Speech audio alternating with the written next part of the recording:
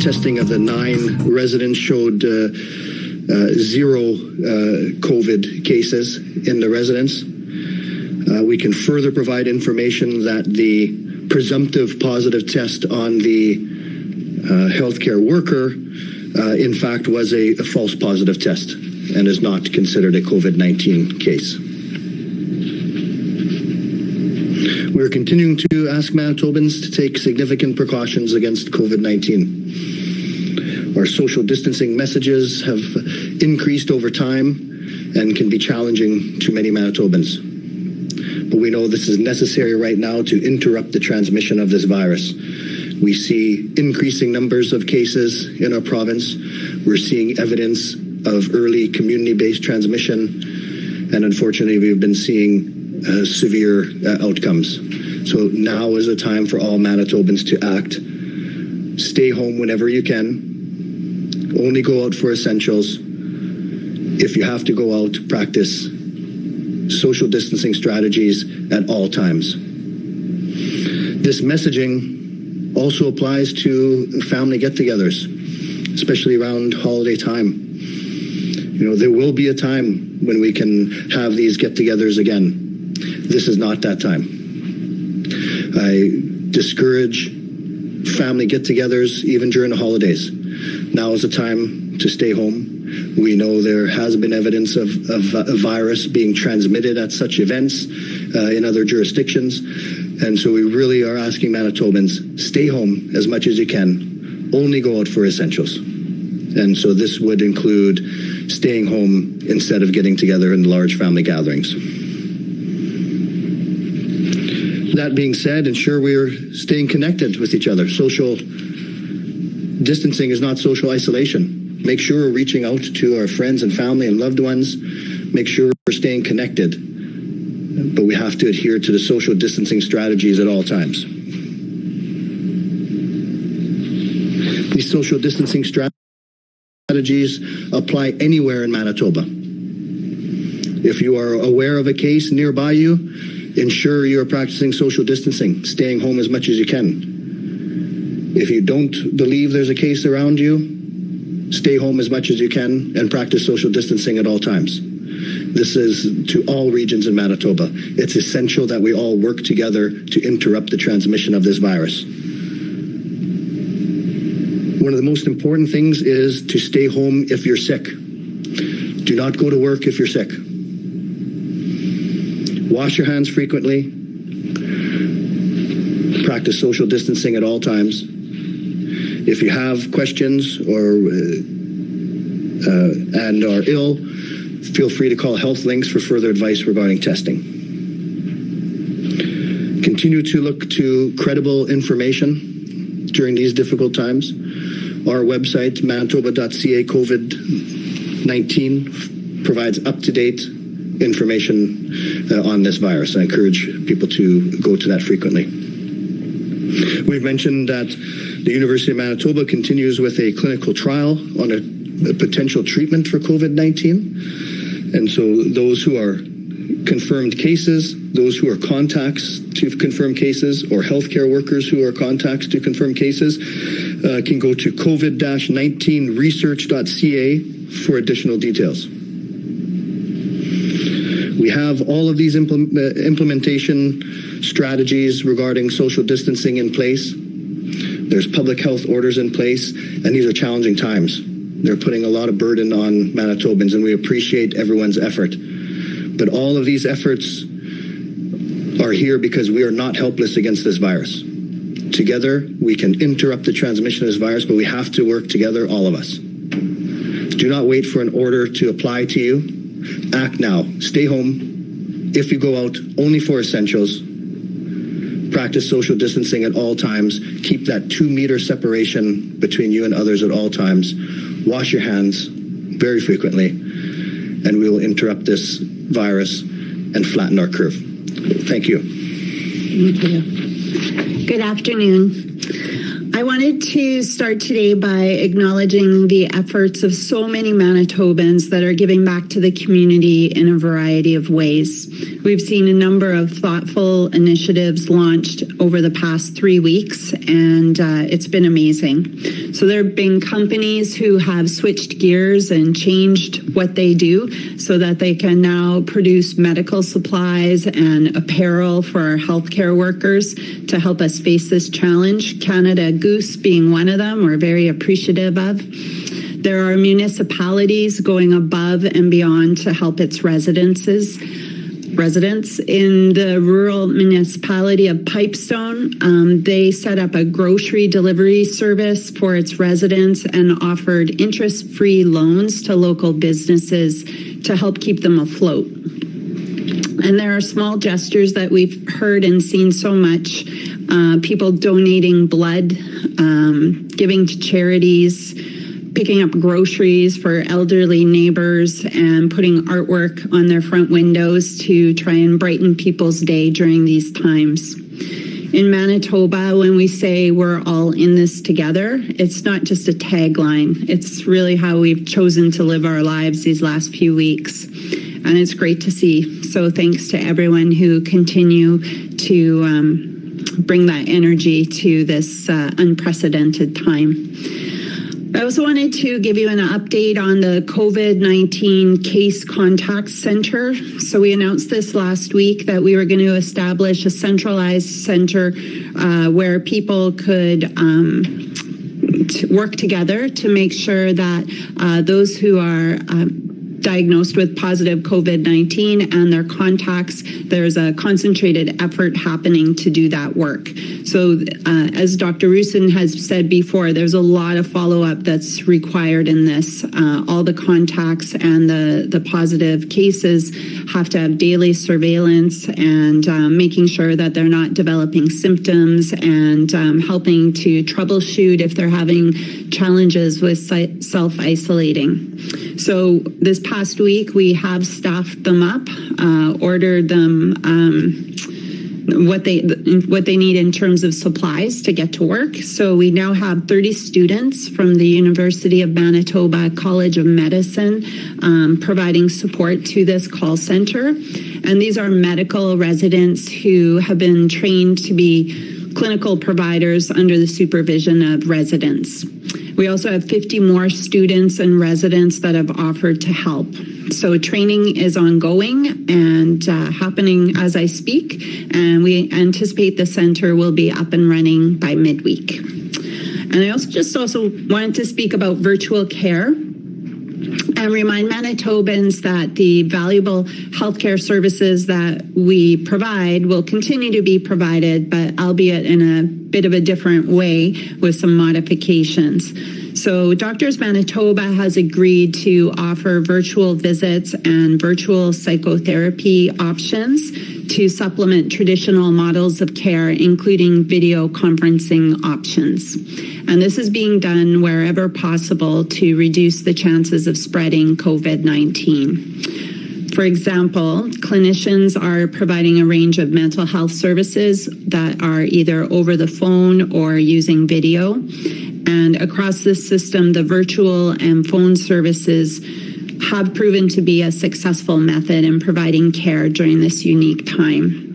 There were 2,287 virtual visits to physicians in the past 3 weeks after we had the first case of COVID-19 reported in Manitoba. And in that same time period, there were also 3,484 text appointments for consultation between physicians.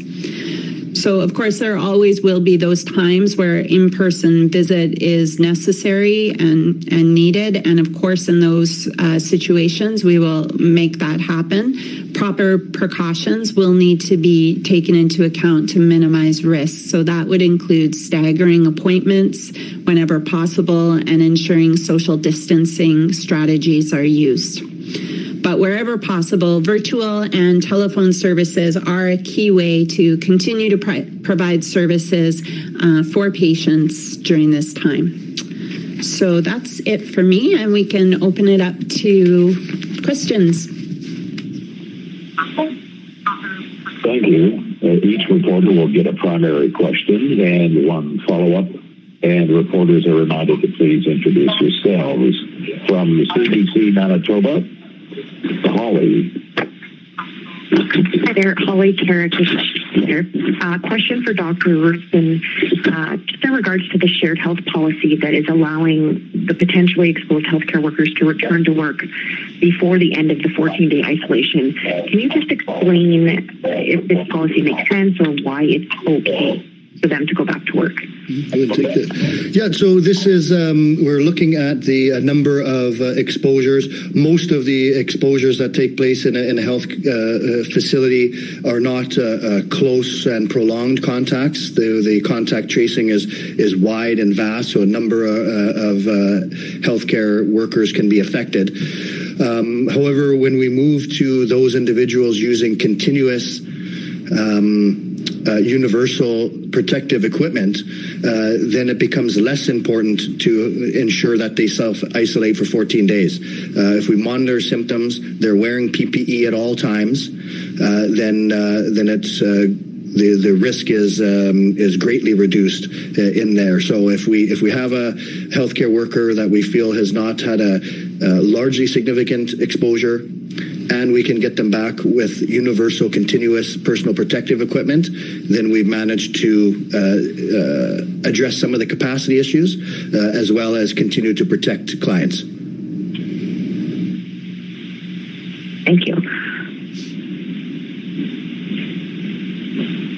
From the Winnipeg Sun, James. James with the Winnipeg Sun, thank you. In terms of flattening the curve, is there an estimate in terms of how Manitoba is doing compared with other provinces like BC and Ontario? Yeah, so Manitoba is quite a bit behind those provinces in our curve, so it's difficult to compare at this point. Those BC, Ontario had cases at the end of January. Ours first case was March 12th, so it's a bit early to compare.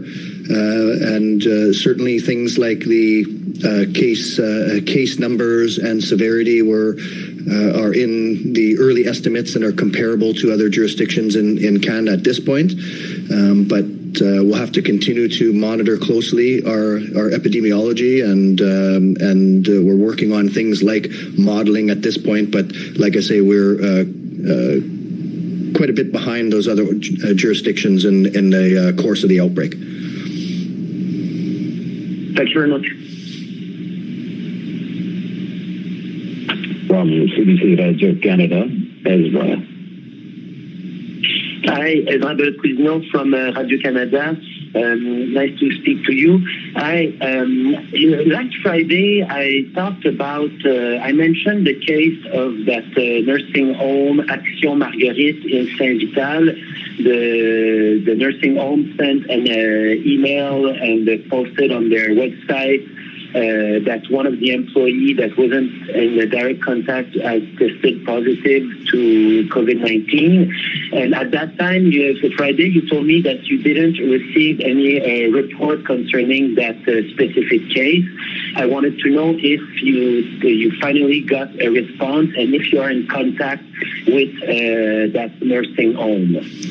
Yeah, so we don't know of a worker within that home did test positive for COVID-19. There were 3 other workers that were tested. They all tested negative, and we're not aware of any ill clients at this point. So all precautions are taken, but there's no ill clients, and no other employees have tested positive. Okay, thanks.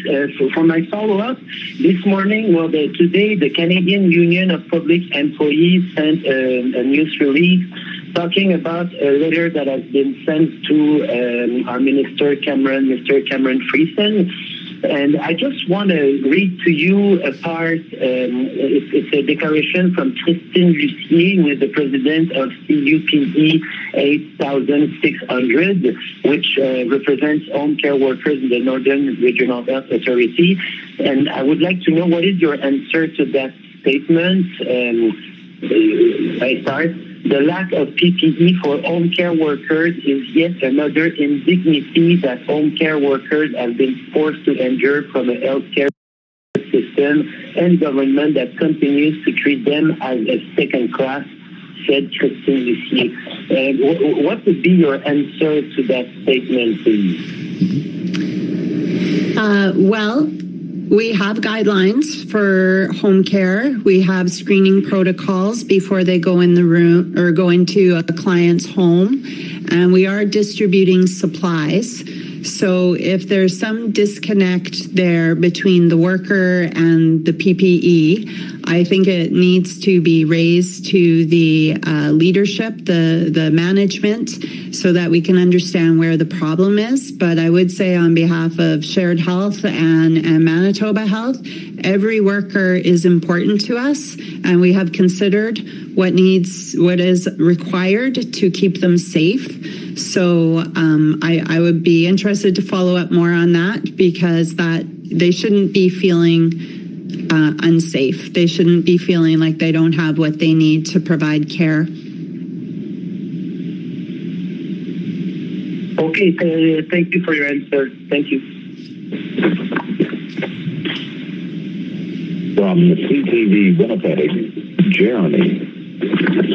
Hi there, Jeremy Sherrill from PTV Winnipeg. My first question, we received some information. Seven Oaks Hospital received a patient who's COVID-19 positive, but we're not equipped to handle that type of patient. I'm wondering, are you able to confirm that, and are only certain hospitals able to handle these types of patients? And should a patient who has COVID-19 been going to the hospital, or should they have been staying home in self-isolation? So every individual case is going to be different. From what we understand from other jurisdictions, most COVID-19 positive patients will have mild symptoms like a flu and be okay to stay home and have regular follow-up with their public health provider. But there are cases, of course, where people have chronic disease or symptoms change. So all hospitals are capable of providing care to an average medical patient. There's suction, there's oxygen, there's talented, skilled people with the equipment. But if a patient does require the hospital, it's really up to those individual hospitals to determine what are the needs of the patients and can they be met at that specific facility. And sometimes they can, and sometimes the patient may need more. And if it's critical care facilities that they need, then they would be transferred to the right place. That doesn't mean everyone has to go to the site with critical care. It means the system has to work together to make sure that the patients are safe wherever they are, at home, at a facility, or in a highly acute center. Thank you. And my follow-up question is in regards to parking at hospitals and healthcare facilities across the province. We're hearing from some nurses and people who have been spending a lot of time at hospitals that are getting tickets or having their vehicles towed. We've seen other provinces, Alberta, Saskatchewan, BC,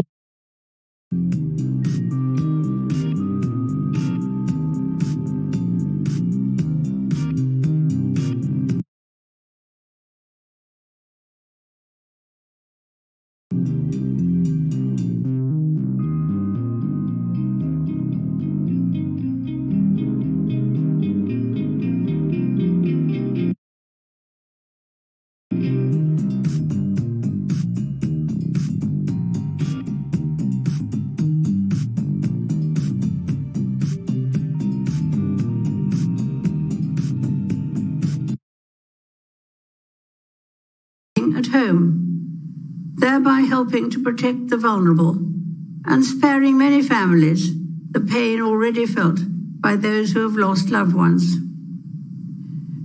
Together we are tackling this disease, and I want to reassure you that if we remain united and resolute, then we will overcome it. I hope in the years to come, everyone will be able to take pride in how they responded to this challenge. And those who come after us will say the Britons of this generation were as strong as any.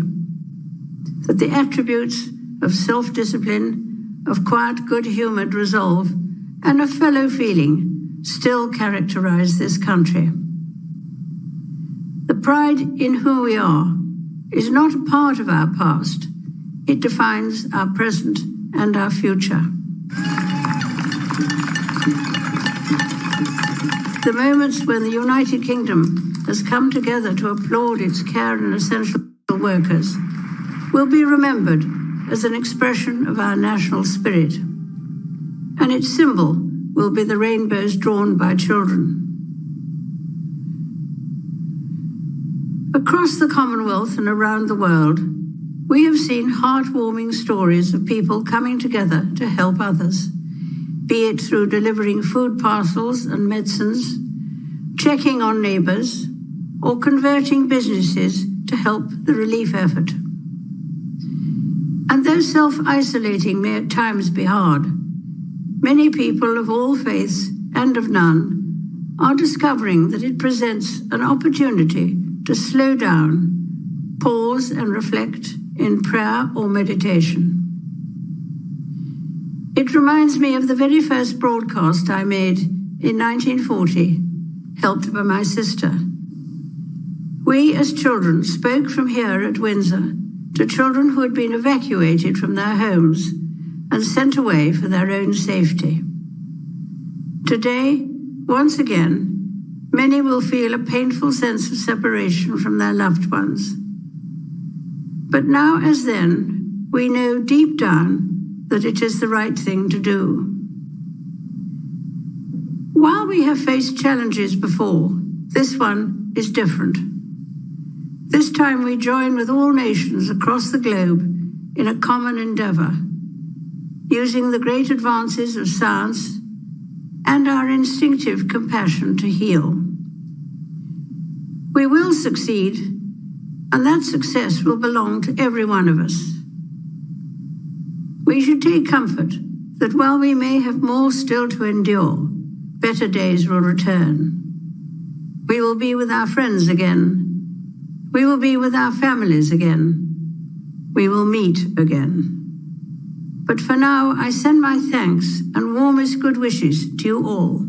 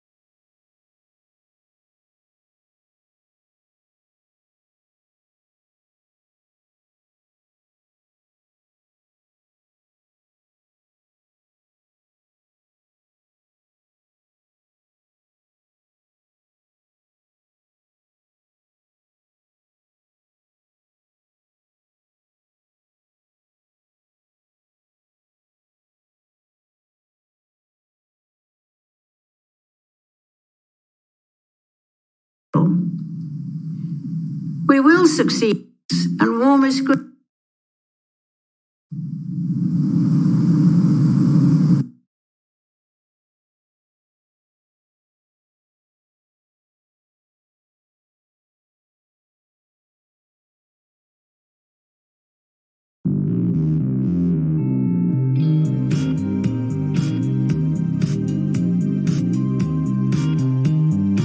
She said, I'm not sure the last time the Queen has offered the advice to meditate, but that to me was interesting as well, because it was, first of all, recognition that not everyone is going to turn to faith in a moment like this, but also what other people are noticing, that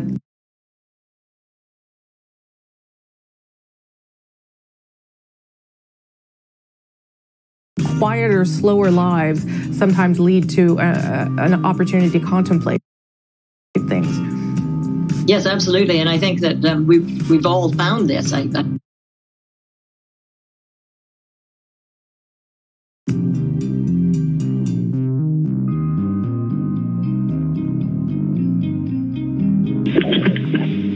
Hi, this is Kyle Robertson from the Brandon Sun. I was just wondering about something. Yesterday, I believe that you guys reported that there were 12 cases of COVID-19 in the Prairie Mountain Health Region, and today on the website it says there are 11. So could you kind of explain how that came about exactly?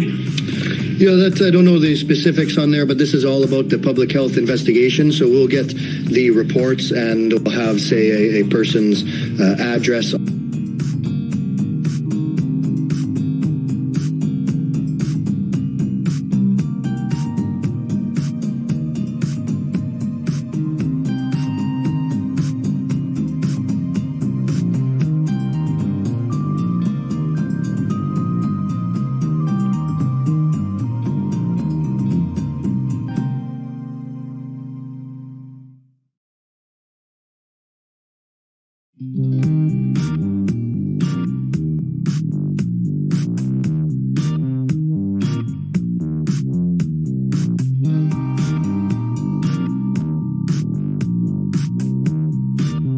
So the grand total of cases isn't changed. It's just that that one case went to another health region. That's correct. Yeah, that's not the grand total of the ones in Manitoba. Yeah. Okay. Right. Great. Thank you. All right, we have time for one more round of questions. One question each reporter, please. So back to CBC Manitoba and Holly. Hi there, Holly Carrick, CBC. Just wondering, so Manitoba's cases of COVID are doubling, it seems, every 4 days. What needs to be done now that we aren't already doing in order to flatten the curve? Is there more that we should be doing?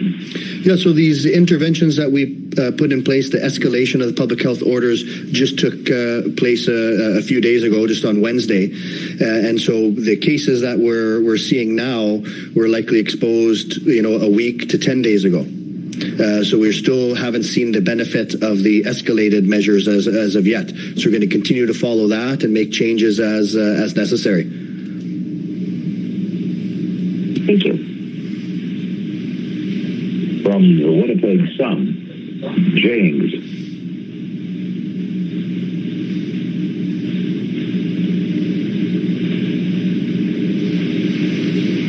Okay, from the CBC Radio Canada, Ezra. Hi, Ezra Belot-Quiznos from Radio Canada. I wanted to know about the alternative isolation center. You said that they were opening this weekend, so I guess today. And I wanted to know if are they open? Can we know now which hotel is it? And how things are going? Oh, thank you for asking. So we're not releasing the name of the hotel at this point in time, and this weekend was a soft launch. So our staff aren't officially starting till Monday, but we had screened several healthcare workers and admitted the first one yesterday, actually. Just made sure that we had the pathway through the hotel right, and the handoff of personal protective equipment, and made sure everybody was comfortable with the setup. And we're meeting more today about the intake process, and so we'll continue to gradually build up over the next week. But tomorrow the staff come and we'll build capacity as we go. But it went really well. I think I did talk to the healthcare worker who is in the hotel last night, and she was feeling very relieved and comfortable to have that space away from her loved ones that she was worried about. She was good. Okay, thank you. Can you just repeat? Maybe it's my English. I'm sorry. I think I didn't get it wrong. Good.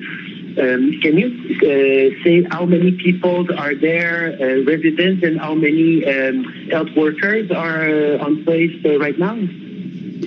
Not at this time. We're not going to confirm the numbers, but we will give a report once we get up and running. Okay, thank you so much. Have a nice day. Thanks, Ezra. From CTV Winnipeg, Jeremy. Hi there, Jeremy from CTV Winnipeg.